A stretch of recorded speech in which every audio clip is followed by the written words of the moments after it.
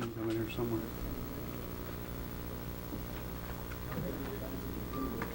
Is the screen in the background going to affect your lighting or anything? We can dim that if we need to. Okay, thank you all for being here today. We called this press conference to provide an update on our operations from Saturday night, and we wanted to provide you some information on safety plans and enforcement actions for tonight. Before I get started, I'd like to recognize some of the community partners that you see standing behind me. Sheriff Kathy Witt is here with us today, UK Police Chief Joe Monroe, Division of Fire Major Mark Blankenship, Division of Community Corrections Rodney Ballard, and UK Dean of Students Victor Hazard. Most of the UK fans celebrating on Saturday night were happy, peaceful, and law-abiding. The celebrations in Lexington on South Limestone and at Woodland and Euclid were very acceptable. The only challenges we had were small challenges in that we had some traffic flow problems around those areas. And while the majority of the people celebrating on State Street were doing so in an acceptable manner, the behavior of some was dangerous, criminal, and totally unacceptable. This behavior cannot and will not be tolerated. Unfortunately, many have seen media accounts of how the behavior of a few people caused destruction and damage through acts of arson, criminal mischief, and other regrettable actions.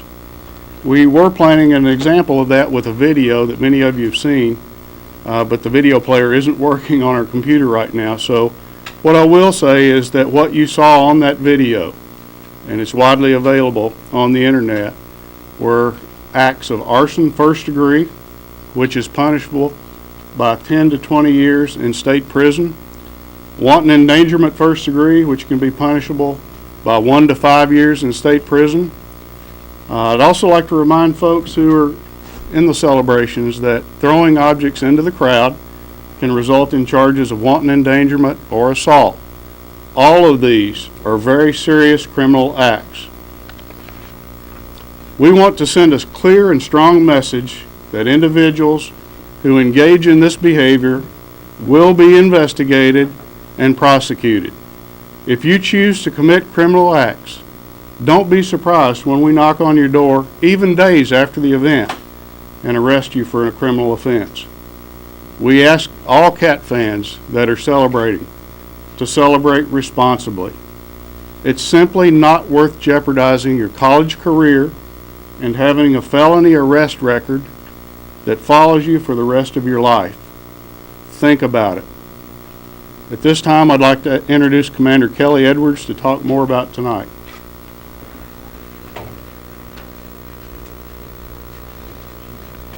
Thank you, Chief. As we talked about last week, our mission this week is, again, very similar. It's the safety of the individuals and the protection of property, both on campus and off campus, private and public. We urge everybody to celebrate responsibly, but we will respond, as the Chief mentioned, to the few that present a risk to everyone else. Currently, we already have enforcement units in the State Street area and the areas around the bars where people are congregating as we speak. Tonight, the Division of Police will have fixed posts in locations that have traditionally been a gathering point and the events that we observed on Saturday night. Traffic will be impacted. If you do not have to go through that area, we encourage you to take a different route. We will have a fluid response, and we will shut down streets as the need presents itself. The number one goal there is to prevent cars and pedestrians from interacting so we don't have a bad situation there. We're going to be there to monitor the celebration and the crowds, and if they are doing so respectfully and in control, that's fine. We will take an observation role. If they engage in some of these dangerous activities, we'll take action as necessary. The Chief already outlined some of the things that we saw on Saturday night. Those are also the things that we'll be looking for. But people need to take responsibility for their own safety as well. If you see a situation that looks dangerous, if you see activities or behavior that is dangerous, we urge you to get out of that area. If your car is in that area, you need to get it out right now. Don't expect that when the crowd gets large that you're going to be able to maneuver through there and get yourself or your car out of that area. So we're asking people to take action, look out for your own safety, and if you see those criminal acts or anything that's getting dangerous, remove yourself from that area. We will make arrests, as the chief mentioned. We'll take necessary action when it presents itself and we feel like it is safe to do so. But in the days and weeks to come, we'll be following up with investigations. We have very good video, very good photos that will no doubtably lead us to make further arrests in the days to come. And to talk more about that, I'll have Commander Coleman.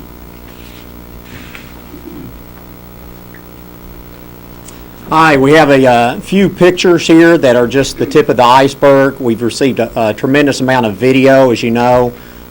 Ms. Roberts will make some of these links available and later on. So we'll go through a few slides to show you some folks that we've identified, and we're working through the Bureau investigation to identify these people, and charges will be placed once they're identified. Commander Coleman, we're going to change the lighting in here, so we're going to hold fast. So if we can hit those lights and give everybody a second to readjust. Photogs, do we need to turn off the backlight, or is that okay for you? It's okay. Okay. Is everybody ready? Yeah. Okay, great. First suspect here with the circle, he was photographed on several occasions throwing bottles at officers, attempting to start disorders with other subjects in the crowd. When identified, this subject will face wanton endangerment or assault charges. The two individuals circled here were observed throwing bottles at police officers on 2 separate occasions. When identified, they'll face wanton endangerment or assault charges. Suspect circling photograph here was captured on surveillance video throwing bottles at police officers. When identified, he will face wanton endangerment or assault charges. The suspect circling the photo observed throwing bottles at police officers again. These bottles were broken in this situation, and he will face assault charges when identified. The subject in the striped shirt circled in the upper left-hand corner was seen pouring lighter fluid on a car that was overturned, using as an accelerant, and then the subject down below. They will face arson charges.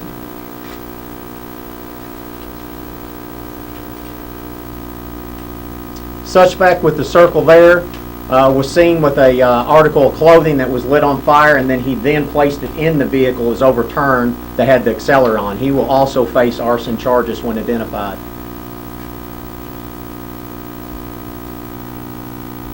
Suspect circled here was observed shooting fireworks into the crowd at Woodland and Euclid. When identified, he will face wanton endangerment charges. Suspect circled here also shooting fireworks into the crowd at Woodland and Euclid will face wanton endangerment charges when identified.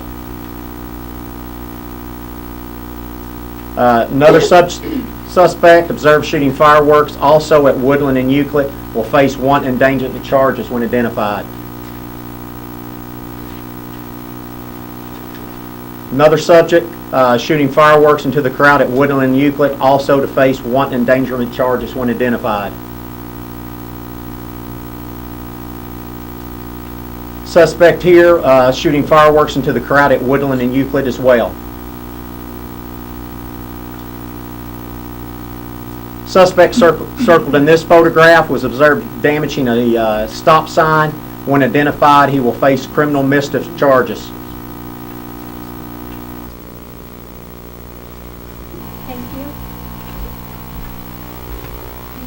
Sherelle, are you going to send us a link to those? So they can explain that. If anyone knows who these individuals are, there are several ways that you can contact us. There's idthisperson.com online. They can call Crime Stoppers, or they could also call our Bureau of Investigation, 258-3700. And Andy, to answer your question, for you guys, you can get a better look at these photos by logging on to idthisperson.com, clicking on Kentucky, and then clicking on, it should be a link specifically for the Lexington Division of Police, so that you guys can get a better look at these photos. the thing we want people to know is there is a $25 reward for identifying these people through that website. Major Mark Blankenship, Fire Emergency Services, no, talk to you.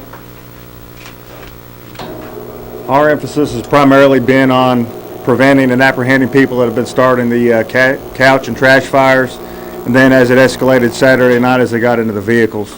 There have been some rumors about people trying to take those fires even further, but we've done a good job of preventing that. Anybody caught starting a trash fire, couch fire, something like that can be charged and will be charged with disorderly conduct in violation of a local ordinance for burning regulations. If they do that, if they start a fire that they think is small like a couch and it extends into a vehicle or it extends into a structure, then they face felony arson charges. And just like the people that are suspects in the vehicle fire that you saw, as soon as we identify them, they are going to be charged with arson. So we're trying to encourage them, celebrate, but don't be setting the things on fire. When they start setting a small trash fire, couch fire, it encourages the bigger and worse behavior. Anybody with information can call the tip lines that Commander Edwards laid out, or they can call the Fire Investigations Office at 231-5672. Major, are you guys doing anything different from Saturday? Okay. He's off there now. We're gonna get through all of our speakers, then we're gonna take questions. Sorry, Andy. Okay. You finished? Yes, ma'am. UK Police Chief Joe Moreau. Good afternoon. I'm pleased to that the majority of the celebrations we had the other night after Saturday night's win were peaceful and orderly. However, the behavior of some students and non-students in the State Street vicinity were totally unacceptable and will not be tolerated anymore. UK Police will be out in full force again tonight on campus, assisting Lexington Police on certain locations off campus also, to ensure that all of our Wildcat fans have a safe and enjoyable time. The university will begin taking a hard look next week at the behavior of some of these students once they're identified, and attempts to identify them are complete, that were engaged in this dangerous and unacceptable behavior that does not represent the behavior of the University of Kentucky. We'll be working in conjunction with the Lexington Police and Lexington Fire Department to review video and photographs in an attempt to identify the students that may have been responsible for any of these criminal acts. Not only will these individuals face criminal charges, but they may also face severe penalties from the university through the Student Code of Conduct judicial process. The main focus of the University of Kentucky Police is to continue to promote a safe environment for our fans to celebrate responsibly, safely, and respectfully. Although most students behaved well, the misbehavior of some has caught the attention of the national media, and does not reflect the proud history of this university. I urge our students and our non-students to remember that the eyes of the nation are upon us, and that your behavior does make a difference. UK Dean of Students Victor Hazard. Thank you and good afternoon. The University of Kentucky recognizes the expectation of students and citizens have to celebrate the accomplishments of our basketball team, with the majority conducting themselves in a very responsible and respectful manner. We anticipate that tonight's celebration will take place in similar fashion, with respect for persons and property. This past weekend's behavior was observed and captured that did not conform to university or community standards. As you have heard, more will be done to help ensure a safer experience for all. I remind students, in particular, that inappropriate action, this past weekend and potentially tonight, can impact an academic career and profession for years to come. Further, regarding those students found to be in violation of local, state, or federal law, reports will be reviewed by the Dean of Students Office for possible violations of the Code of Student Conduct.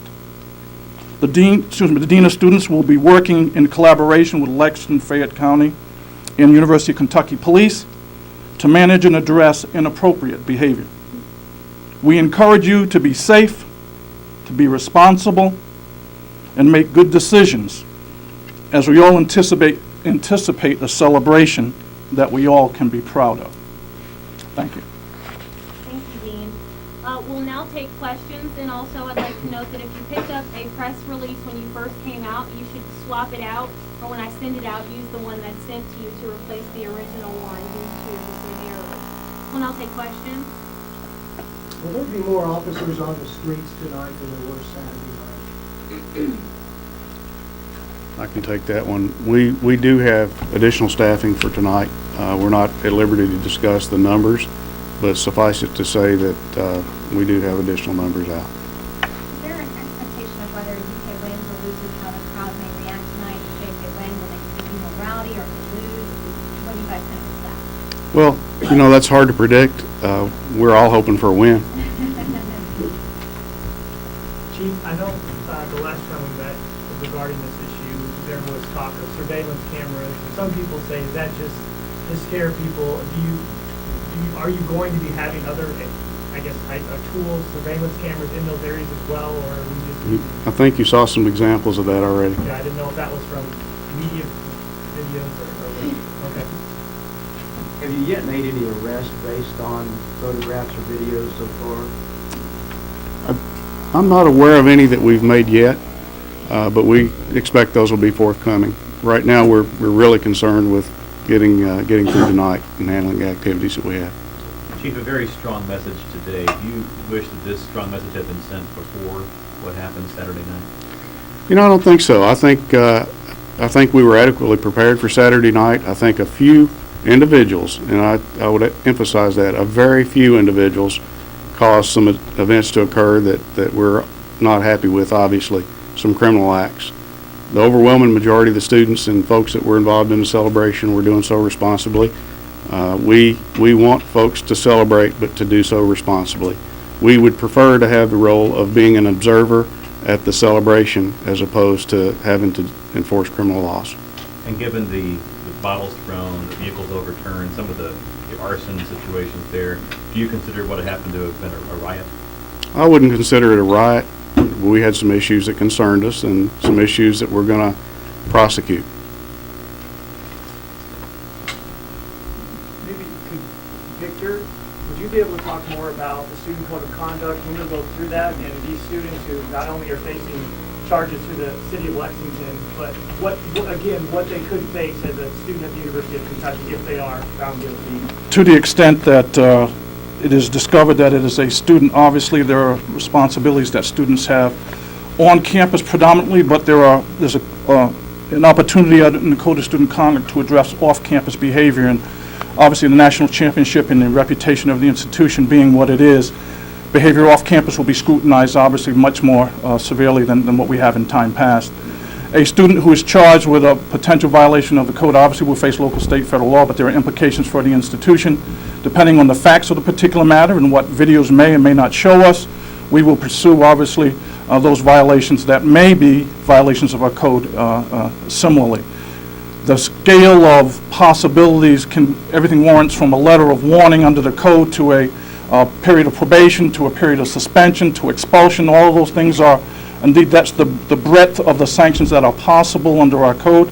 Again, depending on every case is fact specific, and to the extent we have the facts, we will move in directions that we think are appropriate relative to any student, recognizing obviously that those student records obviously are confidential matters with the institution, but we will be taking a very, very close look at what indeed our police discover and moving forward as appropriate. Dean, as well as for Chief as well, I'm curious about, is there any behavior that might be technically an infraction that would still be acceptable in the broad picture of in the celebration? Oh gosh, that's speculative. I'm not, I think it becomes an issue of in the eyes of the beholder. If a police officer is looking at the same thing that I'm looking at versus a parent, we all have different perspectives. So I think really the police have to determine what indeed is applicable to their area, and I have to determine after the fact with the reports that we receive is what has been mentioned to have happened, is it indeed a violation of our code. Obviously our standards are a bit different than legal standards, and so all of those will come into play. and obviously with consultation with legal counsel, obviously, as we move forward in the future. We're hoping that none of these individuals are students, but I don't know if I'm that naive, but indeed, to the extent that they are, we will not hesitate to move forward in accordance with our Code of Student Conduct. And Chief, is there any behavior which is considered in these kind of celebrations to be acceptable, even though it's technically against the law? Well, obviously, you're going to, in a large celebration, you're going to have folks that are having a good time and are out drinking and so forth, and there just aren't enough police to enforce all those kinds of violations. We're going to focus our efforts on any violations that have a direct relationship to just public safety, to the safety of others, or property damage. Those are going to be the primary things that we are interested in. If any other activities start causing some of the criminal activities to occur, then we'll go in and do what we need to make things different. And one follow-up, if I could, what did you expect on Saturday, and what do you expect tonight? We expected a large-scale celebration Saturday evening as a result of playing Louisville, one of our largest rivals, of course, with a victory. The locations of the crowds that we had to deal with were somewhat different than history has shown us. Prior to the last NCAA championship that we won, the largest crowd was at Woodland and Euclid. We had several thousand people there. And there were sporadic crowds at other locations, but they were very small. This time, we had a smaller crowd at Woodland and Euclid, had a medium-sized crowd on South Limestone, and then the crowd began to grow after the game and became a very large crowd in the State Street area. So that the dynamics have changed with social media and so forth. The ability of people to find out where the crowds are assembling and so forth have changed as well. Did you expect fires and that kind of thing? We had heard some rumors that there could be some fires. We had gone in prior to the event with code enforcement and looked for furniture and things that could be stacked up and could have been used for fires, and we did confiscate some of that, take some of it away. But obviously there were some couches and furniture that were brought from some of the residences out after the ball game. Chief, what time will we see the extra officers out tonight, and then how long will they stay? They'll be out, I don't want to get into a lot of the operational plans of what we're doing tonight, but you will see additional officers out. I'm not going to tell you when. Is there any kind of a curfew, a cutoff after which you'd like the celebrations to end and everybody to go home? As long as folks are celebrating responsibly, as I said, we don't mind having the observer role. We realize this is a big event, and winning a national championship is something that every other school in the nation would desire to be doing tonight. So we don't want to hamper a celebration, a healthy environment where a celebration is occurring. But we're not going to let people be hurt, or we're not going to let significant property damage occur at the expense of that. Finally, how many more arrests do you think are potential from what happened on Saturday? I don't know. We still have a lot of video and a lot of photographs to review. I couldn't give you a number. Does it make it more challenging for police because you have these different groups that are kind of spread out throughout the city? Well, it is challenging because you do have to staff all of them, but the groups are smaller because they are more spread out. We just ask folks again to be responsible in the celebrations and not to resort to activities that could cause injury to folks or significant property damage. What suggestions do you have to State Street residents who are forced to have to deal with the situation possibly this evening? Could you repeat? I couldn't hear. I'm sorry. What suggestions do you have for State Street residents who are going to be forced to have to deal with the situation, like maybe possibly again this evening as it was on Saturday? Like any suggestions for the residents? Well, for the residents, certainly be responsible in any get-togethers that you have or you're sponsoring, because you could be held liable for the actions of those who are on your property and who you've invited to come and be part of the celebration. But certainly to remove any vehicles, remove any items or property that's out in the public area or in the lawn that could be that something that someone would choose to try to pick up and set on fire or to damage for no reason. That's what I would offer. Any other questions? Are there any more mounted we will have our mounted unit out tonight. Thank you.